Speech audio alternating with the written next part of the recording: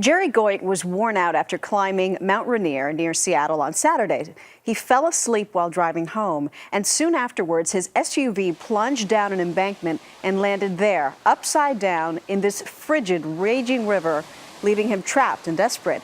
Luckily, he survived and joins us exclusively this morning to tell the story. Gerry, good morning. Good to see you doing well. Thank you. Good morning. Good morning. So 1 minute you're driving home, the next minute you're waking up inside a raging river. How did it happen? Well, actually, I woke up as came to whatever as I was going off the road. Just kind of dozed off, and as I was going off the road, I saw myself going towards some trees, thinking, okay, the trees are going to stop me, and I'll just, I've wrecked my car, but I'll be fine. But then I went through the trees and down the bank, and flipped over and ended up upside down in the river. And I was aware of everything that was going on the whole way down.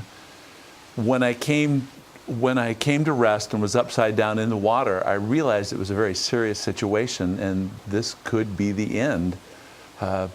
So it caused me to really take stock and do what I could try to think rationally. What do I need to do to get out of here? So what did you do? What was your first instinct?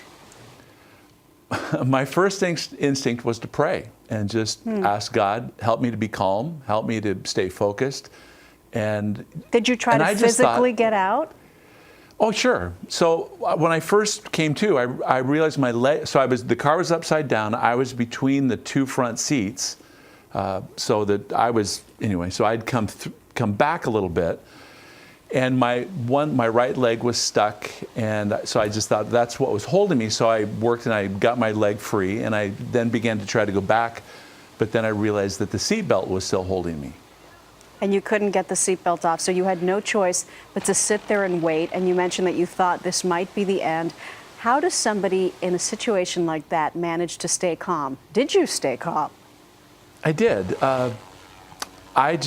I realized that if I panicked, because I was having to hold my head above the water, so I was like, I'd have to reach over and somehow push myself up so I could continue to breathe, because the water of the river was coming down, the Nisqually River was coming down and hitting me in the face.